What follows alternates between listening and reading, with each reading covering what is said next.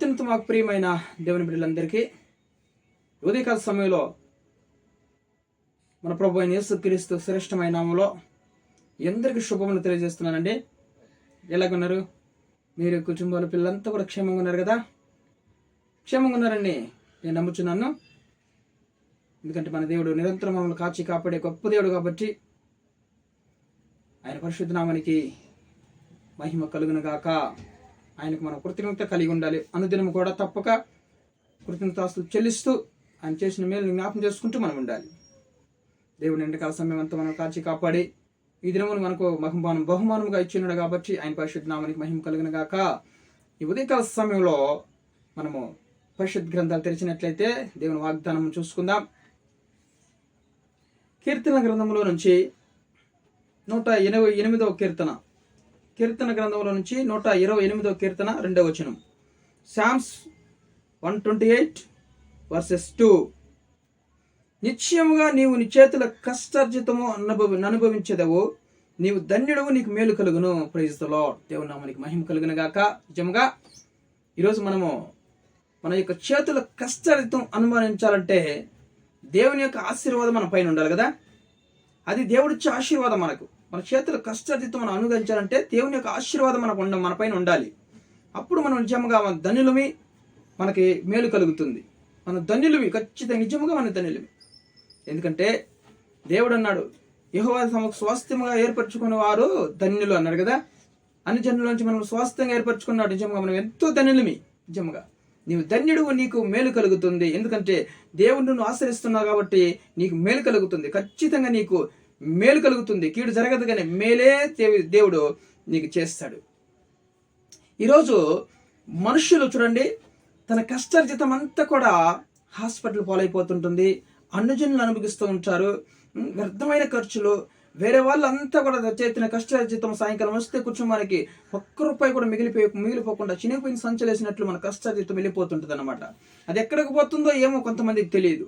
ఎట్లా ఇంత సంపాదించుకొని ఎట్లా పోయింది? ఒక్క రోజు లోపల ఇంత డబ్బు ఖర్చు అయిపోయిందా? ఎట్లా పోయింది అంటే దేవుని యొక్క ఆశీర్వాదం మన పైన లేదు కాబట్టి మన కష్టార్జితం అంతా కూడా అన్యులు తినేస్తున్నారు. హాస్పిటల్ పాలైపోతున్నాయి. వ్యర్థమైన ఖర్చులు, అనారోగ్య ఖర్చులు, భారము, ఇవన్నీ కూడా ఏది కూడా మనం సంపాదించిన దానికంటే ఎక్కువే మనకు ఖర్చులు వస్తున్నాయి. ఇంకా మైనస్లో వెళ్ళిపోతుంది మన జీవితాలు కదా. ఈరోజు నీ జీవితం అలాగ ఉందా? దేవుడు ఈరోజు మరి మంచి వాగ్దానం మనకి ఇస్తున్నాడు. నీ కష్టార్జితము నువ్వు అనుభవిస్తావు. ఈరోజు ఆమెను అద్భుతం జరిగిస్తాడు దేవుడు.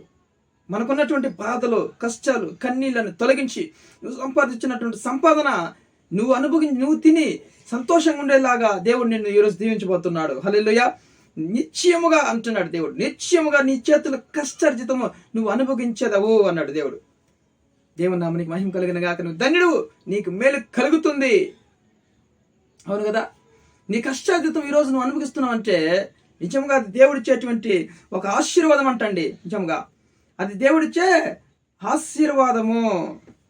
చూడండి, దేవుడిచ్చే ఆశీర్వాదం అది. సామెతల గ్రంథంలో చూడండి, సామెతల గ్రంథంలో 10:16 చూడండి.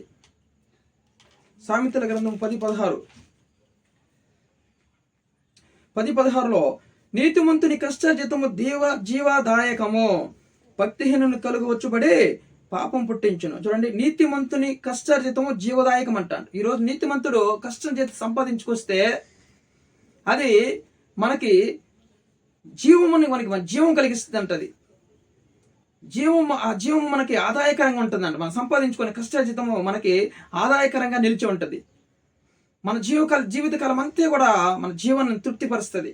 మనం సంపాదించుకునే ధనము ఈరోజు నువ్వు ఇంటికి తీసుకొచ్చిన కష్టార్జితం అంట, అది జీవదాయకము. అది జీవానికి నీకు ఆదాయంగా కలిగిస్తుంది. అది ఆదాయంగా నీకు లాభకరంగా ఉంటుంది అన్నమాట. నువ్వు సంపాదించుకునే కష్టార్జితం కదా. ఎప్పుడో నీతిమంతులుగా ఉన్నప్పుడు నీతిమంతులుగా మనం ఉండాలి. అప్పుడు మన చేతుల కష్టార్జితము మనం అనుభవిస్తాం. అది మనకి జీవ ఆదాయము. అది జీవానికి ఆదాయము మనకి కదా. దేవుని నామానికి మహిమ కలిగిన గాక. అంతేకాకుండా చూడండి, ప్రసంగి గ్రంథంలో కూడా ఒక మాట చెప్తున్నాడు. చూడండి, ప్రసంగి గ్రంథంలో మరి సొలొమోను రాసినటువంటి ప్రసంగి గ్రంథము 3వ అధ్యాయం 13వ వచనంలో చూడండి, 3:13 చూడండి, మరియు ప్రతివాడు అన్నపానములు పుచ్చుకొనుచు తన కష్టార్జితం వలన సుఖం అనుభవించుట దేవుడిచ్చు బహుమానమే అని తెలుసుకుంటుని. సొలొమోను ఈరోజు గ్రహించినది ఏంటంటే చెప్పండి, ఏం గ్రహించినాడంటే చూడండి, మరియు ప్రతివాడు అన్నపానములు పుచ్చుకొనొచ్చు తన కష్టార్జితం వలన సుఖమును అనుభవించుట దేవుడిచ్చు బహుమానమే. చూడండి, మన కష్టార్జితం మనం అనుభవిస్తున్నాం, మనం సంతోషకరంగా తిని సంతోషంగా నిద్రపోతున్నామంటే అది దేవుడిచ్చు బహుమానము, అది మనకి దేవుడిచ్చే బహుమానము. ఈరోజు దేవుడిచ్చి నీకు బహుమానం ఉంటే నీకు చేతుల కష్టార్జితం అనుభవించి సంతోషకరంగా ఉంటావంట నువ్వు. ఈరోజు సొలొమోను కూడా అదే తెలుసుకున్నాడు. ఎస్, నేను ఈరోజు సంతోషకరంగా ఉన్నాను, అన్నపానములు పుచ్చుకొనసు మరి దేవుడిచ్చి మరి అన్నపానములు పుచ్చుకొనసు నా కష్టార్జితం నేను అనుభవించుతున్నానంటే అది దేవుడిచ్చే బహుమానము, అది దేవుడిచ్చేటువంటి బహుమానం. అది దేవుని నామానికి మహిమ కలుగును గాక. మరి నీ చేతుల కష్టార్జితం అనుభవించాలంటే దేవుడు నీకు బహుమానంగా నేను దీవించాలి. ఆ కష్టార్జితాన్ని దేవుడు దీవిస్తే అది నీకు బహుమానంగా మారుతుంది అనమాట. చూడండి, సుఖం అనుభవించుట.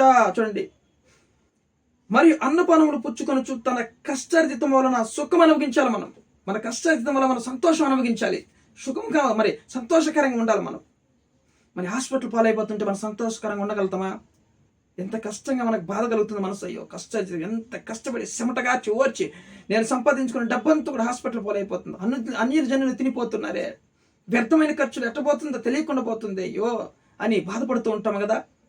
అట్లా కాకుండా నువ్వు అన్నపానములు పుచ్చుకొనొచ్చు నీ కష్టార్జితమును అనుభవిస్తూ నువ్వు సంతోషంగా సుఖము అనుభవించుట దేవుడిచ్చేటువంటి బహుమానం. అది నువ్వు ఈరోజు తెలుసుకో, నువ్వు అనుభవిస్తున్నావు అంటే దేవుడిచ్చే బహుమానమే. నువ్వే నీ కష్టార్జితం అనుభవించలేదా, దేవుడు నీకు బహుమానం ఇవ్వలే అంటే నువ్వు దేవునికి ఆజ్ఞలకు లోబట్టంలే. దేవుడు చెప్పే మాటకు మనము మరి జాగ్రత్తగా వినలేకుండా మనము మన ఇష్టానుసారంగా నడుచుకుంటాం అనమాట. మన ప్రవర్తన మనకు దేవుడి అధికారం ఒప్పుకోకుండా మనము మన ఇష్టానుసారం నడుచుకుంటూ ఉంటాం అనమాట. అప్పుడు నువ్వు ఎలాగా మరి మన కష్టార్జితం అనుభవించలేం. మనం అన్నిలు పొలైపోతుంది, హాస్పిటల్ పొలైపోతుంటుంది కదా. ఈరోజు దేవుడు ఇచ్చే వాగ్దానం నువ్వు విని ఆమెనను నిశ్చయముగా దేవుడు అంటున్నాడు, నిశ్చయముగా నీ చేతుల కష్టార్జితం నువ్వు అనుభవిస్తావు. Praise the Lord. దేవుని నామానికి మహిమ కలిగిన గాక. ఎందుకంటే నువ్వు ధన్యుడు, నీకు మేలు కలుగుతుంది ఖచ్చితంగా. ఎందుకంటే దేవుణ్ణి ఆశ్రయిస్తున్నావు, ప్రభువా నీవే నా దిక్కు అంటున్నావు, ప్రభువా నీ రక్తంలో కడగబడిన బిడ్డలం అంటున్నావు, మొరపెడుతున్నావు కాబట్టి నువ్వు ధన్యుడు, నీకు మేలు కలుగుతుంది. ప్రతిదినం మన పాపాలు ఒప్పుకొనొచ్చు, ఆయన ఆజ్ఞల ప్రకారం అనుదినముగా నడుచుకుంటూ ఉంటే ఖచ్చితంగా నీ చేతుల కష్టార్జితం అనుభవిస్తావు అనమాట. అన్యుల జనుల మాటలు వినకూడదు. మనం ఎవరైనా మనం తప్పు మరి పాపలు ప్రేరేపించిన మనం వెళ్ళకూడదు, ఎక్కడికి కూడా మన ఆజ్ఞలను కట్టడలను మీరి మనం వెళ్ళకూడదు అనమాట. దేవునికి ఆజ్ఞలు కట్టడలను మనం మీరకుండా ఆయన అడుగుజాడలో వెళుతూ ఉంటే, ఆయన మాటకు లోబడుతూ ఉంటే, భక్తి కలిగిన జీవితం మనం జీవిస్తూ ఉంటే నీ చేతుల కష్టార్జితం నిశ్చయముగా నువ్వు అనుభవిస్తావు. అంతేకాకుండా ఐగుప్తులు కష్టార్జితం కూడా మనకు దేవుడు ఇస్తాడంట. మనకి వాళ్ళ కష్టార్జితం కూడా మనం అనుభవిస్తామంట. చూడండి, యెషయా గ్రంథంలో చూడండి, యెషయా గ్రంథంలో 55వ అధ్యాయం 2వ వచనం, యెషయా గ్రంథం 55:2 చూడండి. యెషయా గ్రంథము 55:2.